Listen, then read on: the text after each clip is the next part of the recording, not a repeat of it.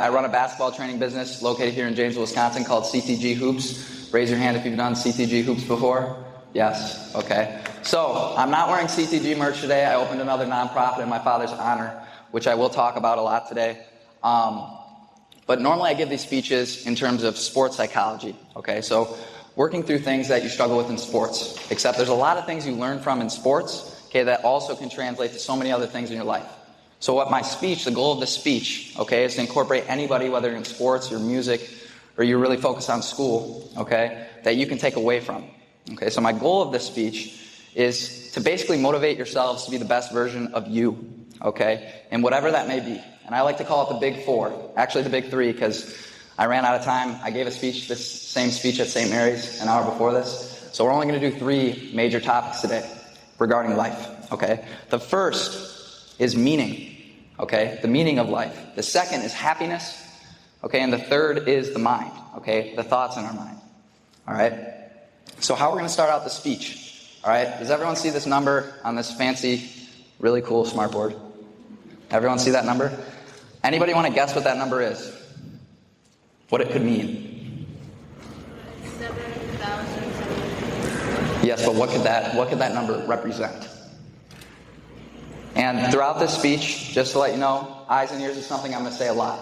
Okay, so when I tell you to write something down, I'm going to make this as interactive as possible. So everyone at some point today is going to volunteer, okay, to let me know their answers. Okay, but when I'm done telling you to write something down, okay, you put your pencil down, you put your notebook down, and you're looking at me. Everyone's paying attention. Sound good? And I'm also going to do my best to incorporate scripture, faith, and spirituality throughout the speech as well. Are there any other guesses on that number? How many days you've been alive? Oh my goodness. Round of applause. Round of applause. Okay? I was not expecting that. Okay? So that number represents the number of days I've been alive. Okay? Why do you think this gives us meaning? Every day in my journal, I write down this number, or I'll add 1 if it's a new day, obviously. Okay? Because this gives me what I call death wisdom. Okay? So death is a scary topic. All right? It's not something we fear, and it's also not something we should avoid. My father passed away 2 years ago. He was my best friend. Okay? But what this does, and what my father's passing did, it showed me that time is very limited. We don't have a lot of time in our life. Okay? The average lifespan is 29,200 days, roughly. Right? My father lived 18,300 days. So if you divide my number by that number, I'm already 50% of the way through my life, which is crazy to think about. Okay? But why I'm telling you this now today, okay, is to motivate you to never let a day go for granted. Right? Every day you're trying to improve yourself. Okay? Be better when you go to bed than you were when you woke up in the morning. Okay? So, what we're going to do in our notebooks, I want everyone to write down in their notebook the word meaning. All right, meaning with a line under it. Okay, so obviously the end goal through our faith and spirituality is to get to heaven. Okay, but if we know in 150 years all of us are going to be gone, right? All of us are going to be gone in this room. Okay, so why does anything we do matter? Right, so that's finding meaning in our lives. Okay, and I'm going to give you 4 steps today to find more meaning in your life. All right, so the first thing we're going to write down is called a value. A value. I'm sorry if my spelling's horrible. It's hard to draw on a whiteboard, so give your teachers props next time they draw on a whiteboard and their handwriting looks good. Okay? So, can anybody tell me what a value is? Anyone? You were about to raise your hand, Gov. Raise it. You've heard me give this like 3 times. You got it? You're close. Okay, anybody else want to guess? What'd you say? The worth of something? Ooh, you're close. The worth of something? Okay, so what a value is, it's basically the most important things in our life. Okay? And it's a code that we live by each day. So to give you an example of a value for me, okay, one value is work ethic, right? I live my life by working as hard as I can because then I know I don't have any regrets, right? Do my best and forget the rest. Okay, is what I like to live by. A second value for me that's very, very important to my life is family, right? Spending time with my family, the ones that love me. Okay, right now I have 5 close family members here with me. Okay, that's awesome.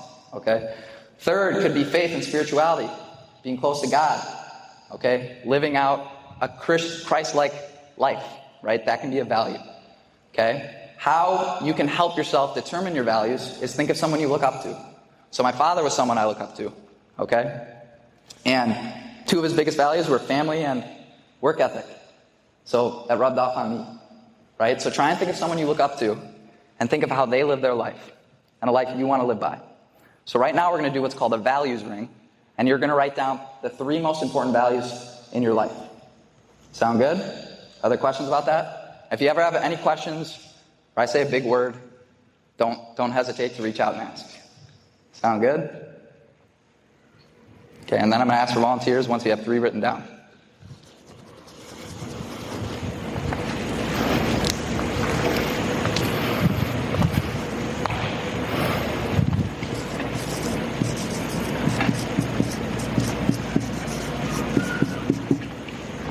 Okay. Anybody want to give examples that I did not say? What's a value for you, Gov? Sports. Yeah, sports can be a value, right? We can live by our life through sports and all the things that we learn through sports. Okay, what's another example of a value? Friends, definitely, right? Building relationships with other people can definitely be a value lived by. Okay, let's go one more. Family, beautiful. Okay, that's awesome. Now, the second thing we're going to write under our values ring that we just did, okay, is balance. Balance. Okay, so now that we've established our values, right, ways we want to live our life, we have to find balance between these values. So to give you an example from my personal life, I was obsessed with becoming a Division I college basketball player, right? So every single day I woke up and I overworked myself. I was constantly working to be really good at basketball, okay? But because of this is a value for me, right? Work ethic is a value, okay? But because I was working so hard, I didn't spend as much time with what? My family. And that's also one of my values. So an example of how I do this activity, okay, by balancing out my values, I would say a little less work ethic, okay, and a little more time spent with family. Does that make sense how this works? Or it could be the same. If you think you have really good balance between all 3 values I wrote down, you can keep it the same. Does that make sense, what we're doing? Yes? Father, did you have a question? No, are they supposed to be writing down these things you're mentioning? Yes. So, under value, I can't write and speak at the same time. Okay, students, make sure you're writing it down. I see some of you are not writing, so. Yes. If I come check your notebook and you don't have it done, I'm a basketball coach. You'll get on the line and run in front of everyone. Sound good? All right. So we have 3 values written down under value, okay? And now we're trying to balance these values. So you could use an up arrow to signal you need to increase the use of that value. You could use a down arrow to signal that you need to do less of that value. Or you could use a line. You're pretty good at managing your time. Are there questions on this? It's okay if you have questions. Okay, to put things into perspective, you guys, as you get older, once you've reached the age of 18, you've already spent 95% of your time with your parents. Isn't that a crazy stat? Right? So once you've hit 18, you've already spent 95% of your time with your parents. So for most of us, I would probably say family is a value we can increase. Does everybody have their balanced out of values? Yes? Does anybody want to give an example of their balance of values? Somebody that hasn't raised their hand. Anyone? I want to spend more time practicing football. Okay, spend more time practicing football. That's really, really good. Okay, anybody else? Stay with us. We'll be right back. I started taking AG1 because I wanted a convenient way to get more energy throughout my day. I hop out of bed in the morning, drink my AG1, and I'm absorbing 75 high-quality vitamins, minerals, whole food source superfoods, probiotics, and adaptogens to get me ready for the day. I'm always on the go and love traveling with my AG1 because I don't have to worry about throwing my nutrition out of balance, no matter where I am. And I don't have to carry a medicine cabinet of pills and supplements in my suitcase to get the same benefits I get from one scoop of AG1 daily. To make it easy, Athletic Greens is going to give you a free 1-year supply of immune-supporting vitamin D and 5 free travel packs with your first purchase. All you have to do is visit athleticgreens.com/buzz. Again, that is athleticgreens.com/buzz to take ownership over your health and pick up the ultimate daily nutrition insurance.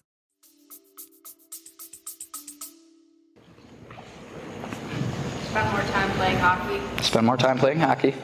Okay. So you don't think you're doing pretty good on the family aspect of things? You spend a lot of time with them? Okay. That's really good. It's a good reflection. Okay. Gov, what about you? You better be ready. Okay. Yep. You love to work hard at basketball, right? Maybe focusing on family is a good idea. Okay. Now, everyone, moving on to the next stage. The third step to finding meaning in our life is this word, growth. Growth.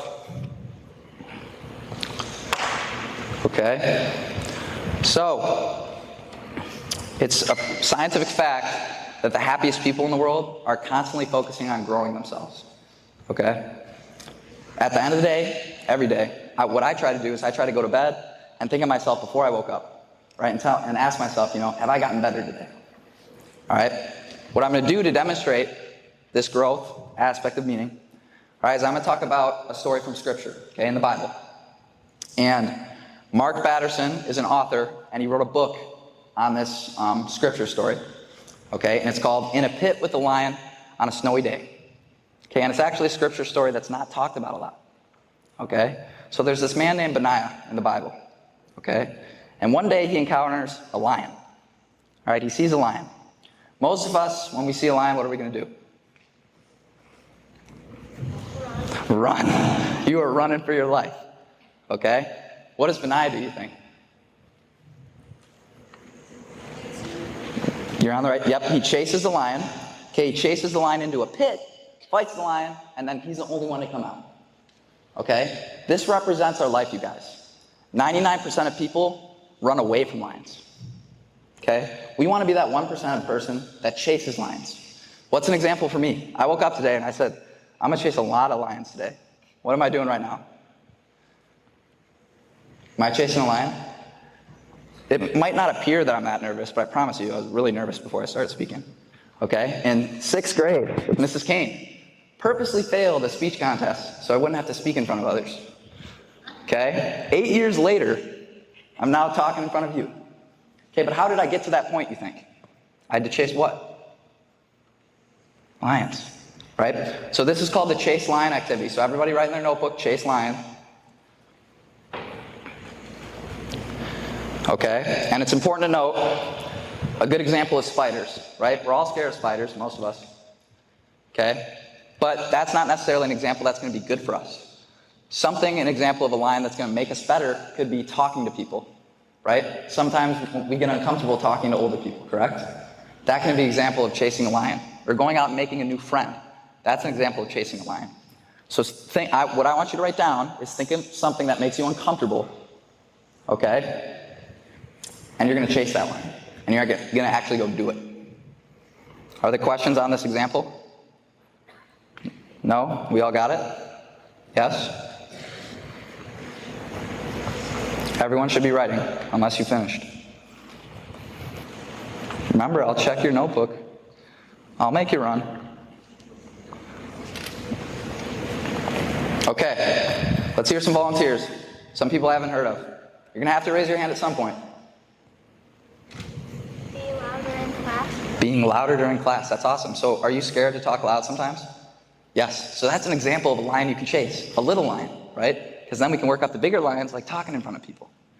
Okay? Any other examples? Talking to random people. What did you say, buddy?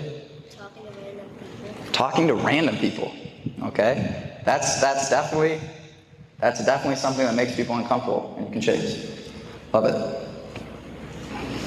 Trying a new skateboarding trick that you've never tried. Ooh, I like that one, right? Trying a new skateboarding trick you've never tried. Right? That's how we grow in sports, by doing things we've never done before. Okay? Thank you for all those volunteers. Okay? Now, we're going to move on to the 4th step. This is the last step of finding meaning in our lives. All right? Influence.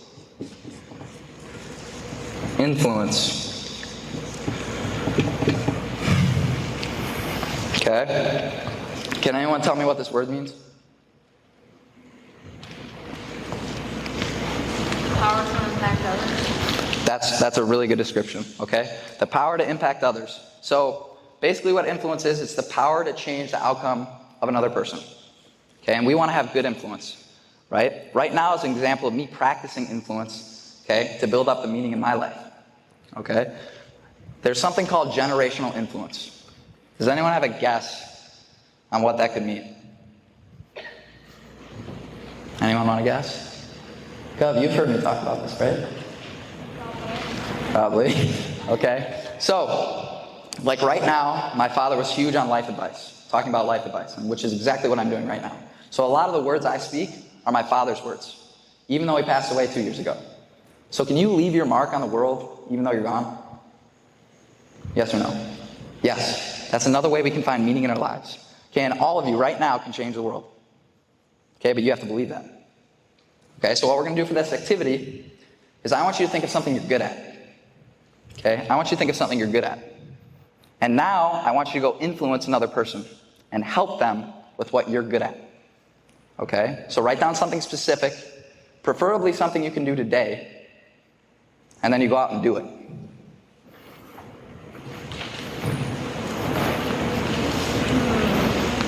I'll give you 30 seconds to think.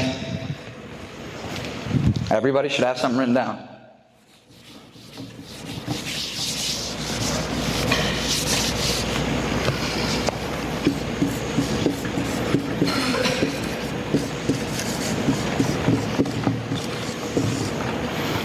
All right, what do we got?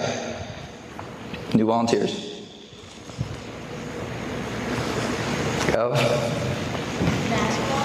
Basketball. So be specific. What about basketball? Are you going to influence someone? Shooting? So what are you going to help someone with shooting? Teach them their form? Right? Who's someone you think you could do that with? Him? All right, I love it. So that's specific. Try and be specific with how you can influence another person. Okay? Any other volunteers? Yes? No? We got to go one more. Math, right? So are you pretty good at math? Yep. So could you help some of the students that struggle with math? Yes, right? That's making an influence on another person. Really, really good job, you guys. Now, we're moving on to the second part of the speech. And this is the biggest part of the speech. All right, is this word, happiness. Everyone write this down with a line under it. Happiness.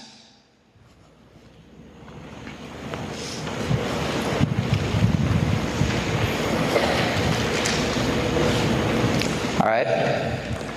Now, does anyone want to try and explain to me what happiness is? Enjoying something? Enjoying something. I love that definition.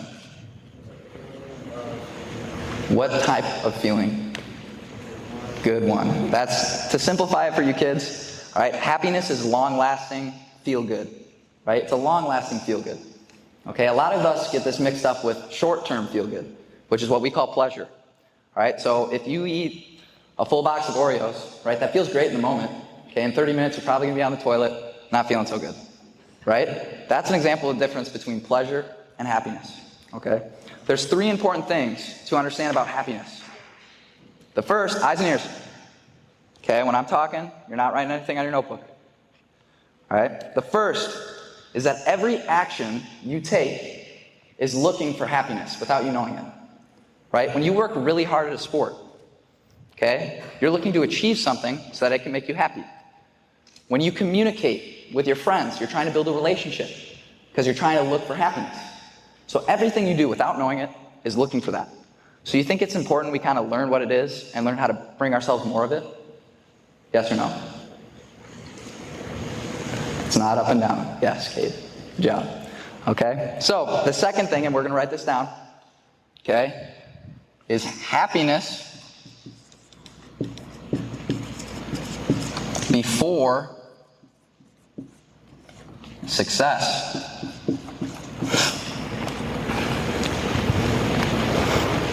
So, what this means, it's very, very important you understand this equation.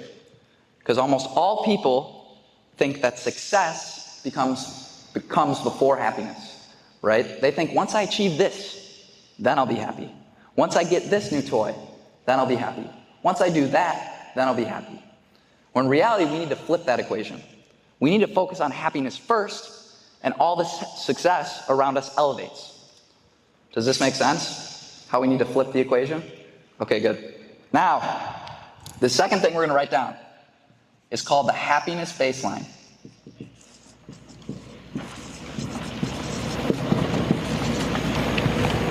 All right? And this is what the majority of the speech is going to be about. So everybody got that written down? Beautiful. Okay, so it's scientifically proven that no matter what happens outside of you, okay, you're always going to come back to this internal baseline of happiness.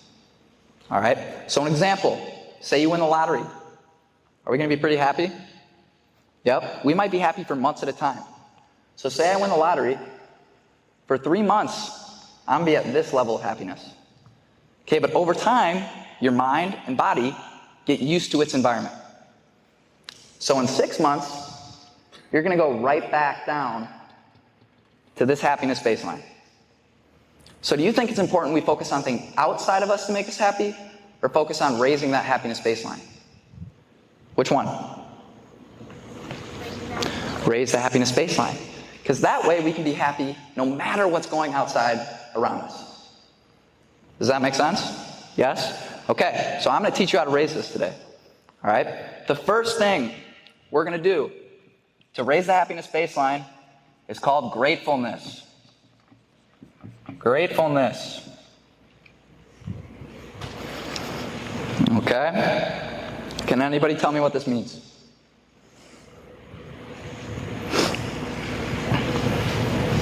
Being happy with what you have. Beautiful. Okay? Focusing on what we have, not what we don't have. All right? What's very, very important to understand about gratefulness, it's similar to the happiness baseline. Our mind and body get used to things we're grateful for. So yes, it's very important to be grateful for your house, food, water. But say I'm journaling gratefulness, and I constantly write those each day, it's going to lose a little bit of its power. So what I want you to do is to be very, very specific about your gratefulness each day. For example, I had a 2-hour car drive to come here and speak. I'm extremely grateful that I did not get in a crash. I didn't get pulled over. Okay? And I'm here in one piece, right? So instead of saying I'm grateful to be alive, I'm grateful that I came back from this car ride in one piece. You see how there's a difference? So I want everyone to think of their day to day. It has to be about today that they're grateful for, specifically. Don't write basketball. What about basketball are you grateful for today? Don't write alive. Be specific like with my car ride. Okay, so think of things that you're grateful for.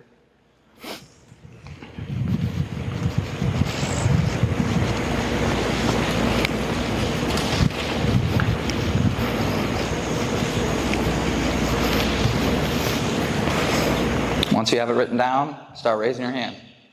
Everybody's got to volunteer for me at some point.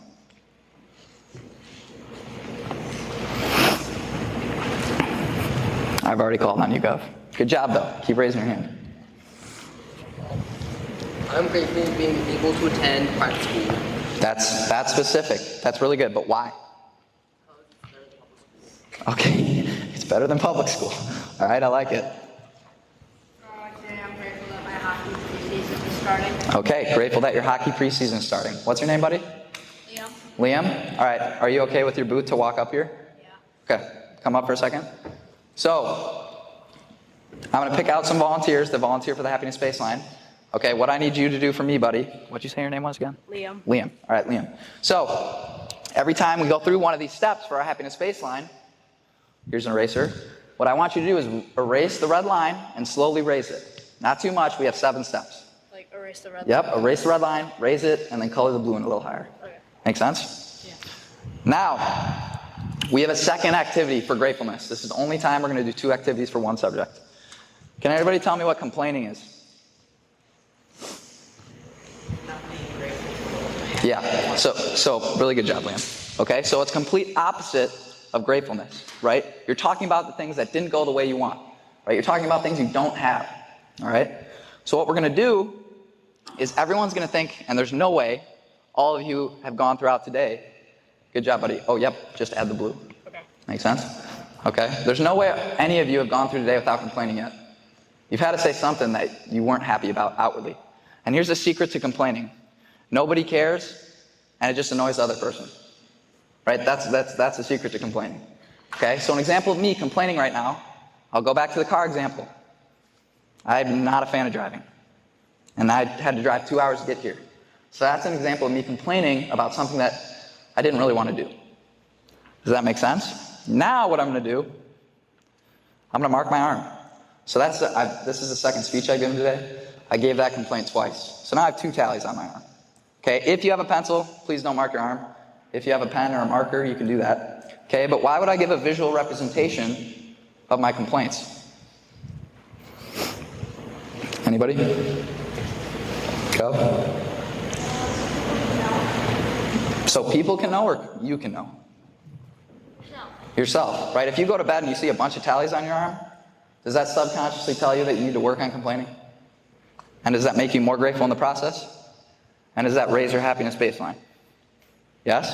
All right. Everyone, write down a specific complaint that they have made today. And then let me know. Oh, yeah, sorry, Liam. You can go sit down. Sorry.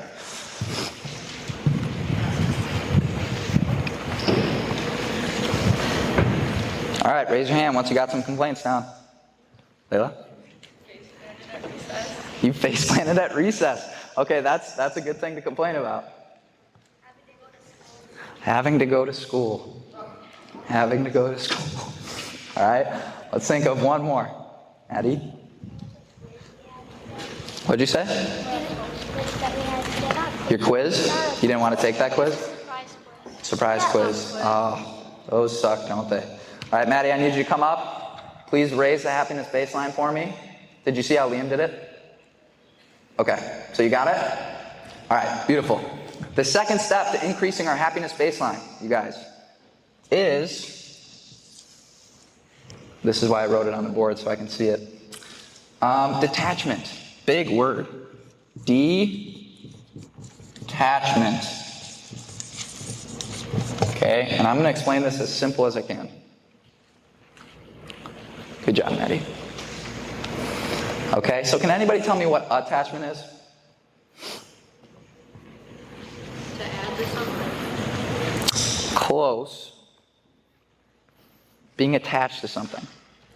So a good example in sports is when you work really, really, really hard at something, are you normally attached to that goal you're working towards?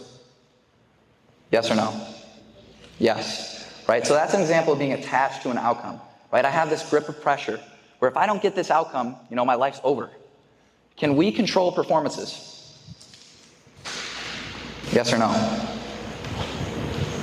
Cub, I can control performances? Really?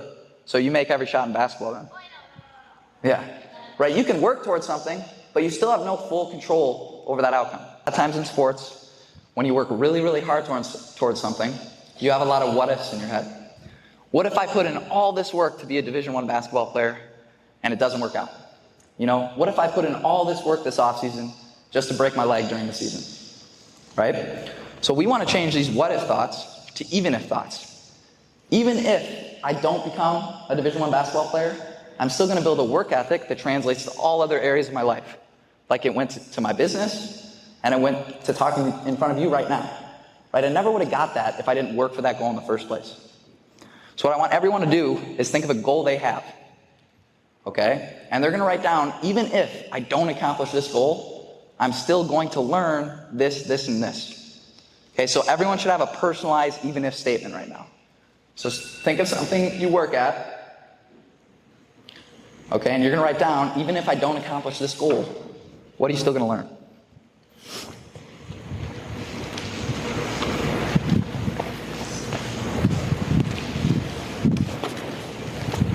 Give you 20 more seconds to do that.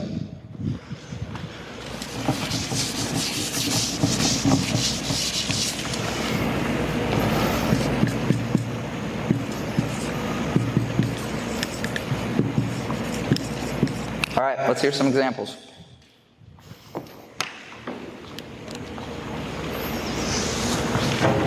Even if I don't get better at soccer, I can still learn new soccer tricks. Okay. What's What's your goal with soccer? To become really good? Is there like a stage you want to get to? Okay, so that's good. To memorize my lines faster. Okay, so even if you don't memorize as many lines as you want to, what are you going to build the skill of?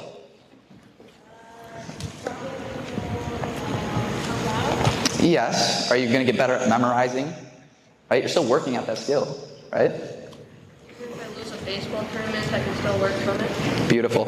So even if I lose a baseball tournament, okay, is failure how we learn? Yes. Right? So that's really, really good. Now, does everyone have an even if statement written down? Nod your head if yes. Aseva? We're good? All right. Now, what we're going to write down is experiences. Experiences. Can anyone tell me what an experience is?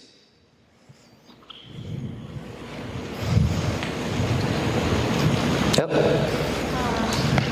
Something you did. Yeah, you're close. So experiences is the process of living through something, right? A moment, whether it's past or present. Okay? When we chase new experiences, we expand our reality. Okay? So it gives us new ways to view the world when we experience new things. Does this make sense how that works? Yes? Okay? So, from ages like 14 to 16 years old, what's everyone's order at a restaurant? What does everyone order? Come on, we know this. Starts with a C. I hear it. What'd you say? Chicken strips, chicken tenders, right? We always get chicken tenders. It's our old reliable. We always know what we're going to get with chicken tenders, right? It's good, okay? But do we even know if there's something else out there that's better? No, we don't, because we haven't expanded our reality, right?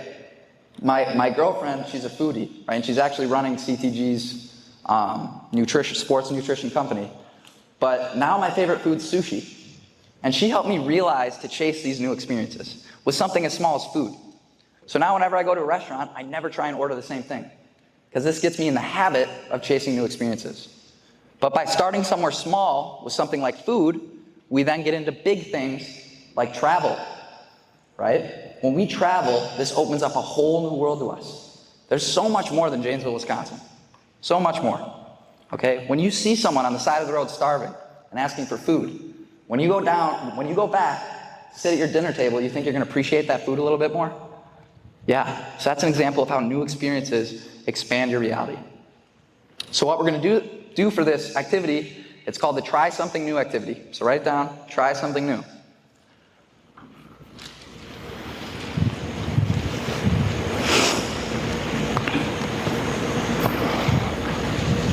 Okay, so I want everyone to think of something they do the same way every time. Okay? It could be with food or the people that you sit with at lunch every day. Right? Chasing a new experience in that example could be sitting by someone different, making a new friend. Okay? So I want everyone to think of something that they do over and over again because they know it'll be a good experience. And I challenge you to do something different to change that experience. Does this make sense to everyone? Yes? Okay, let's hear some examples.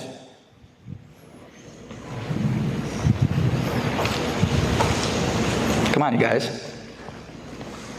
I take the same running route every day, and I refuse to change it. Okay. Tomorrow I'm going to try it. That's awesome. So she takes the same route every single time she runs. Okay? And it's crazy. Well, one, it's great for your mind to do things differently. Okay? But I guarantee you there might be something you see on a different route that'll completely change the way you look at running. Okay? Any other examples?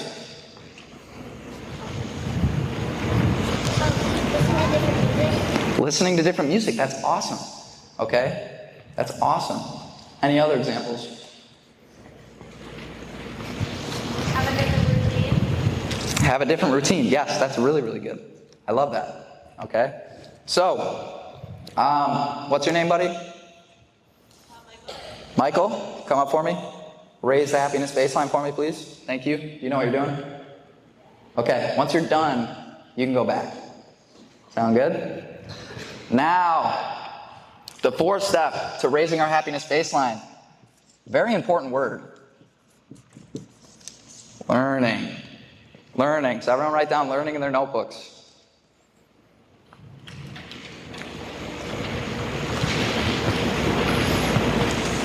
Okay, now, for this, I need 5 volunteers to come up for the demonstration. Okay, 1, 2, Maddie, you already came up, sorry. 3, 4, 5. All right, so you 5 come up.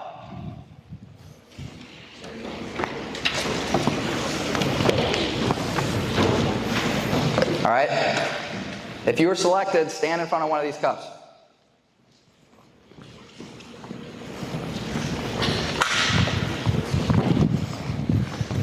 Okay, so I want all of you to open the water bottle. When I say go, you can pour at whatever speed you want, okay, but you cannot stop until I say stop. So you have to keep pouring into this cup until I say stop. Does that make sense? Ready? Go.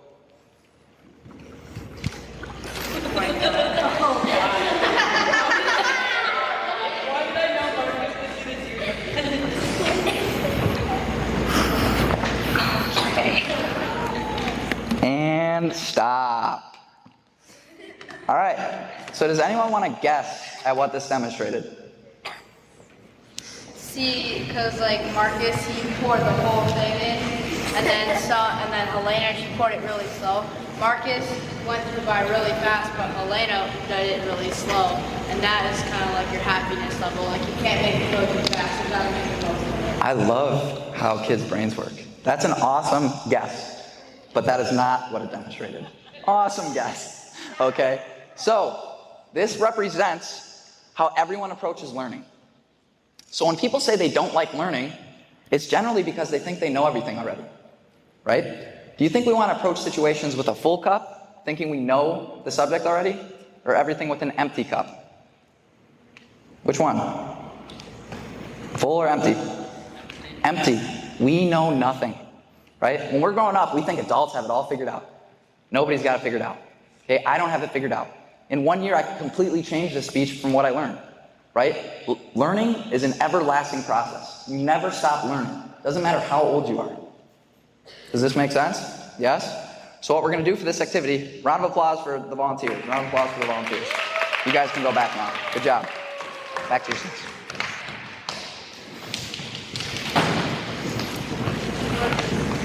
Oh, nice. Didn't get on the floor. Okay, so this is going to be called a learn from anybody activity. So write that down in your notebook, learn from anybody activity. We're writing that down right now. Learn from anybody. Okay? So we can learn from any person and any situation.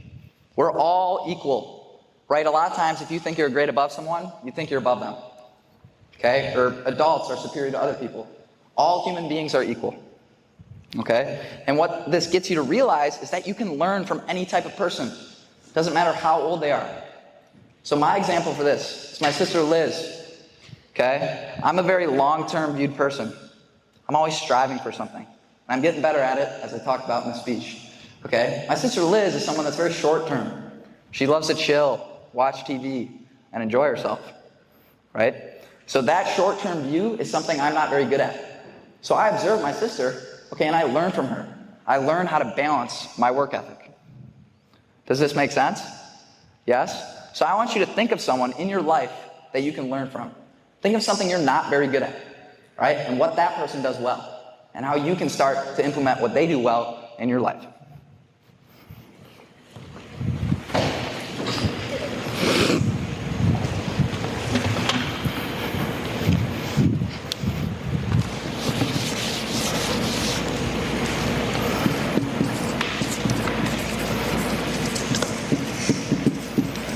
All right, let's hear some examples.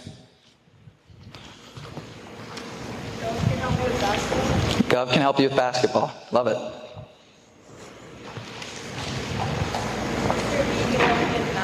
Okay, that's really, really good. Okay, but how? So, he can help you with math. So what are you going to do to learn from him? Maybe ask for more help, approach him. So we still have to take action even though we're writing these things down. Make sense? Yes? For the sake of time, you guys, I got to move on. Okay? So, everyone, the fifth and second to last step in raising the happiness... Oh, I lied. Who just gave an example? Raise your hand. Can you come up? Raise the happiness baseline. Raise the happiness baseline. Raise the happiness baseline.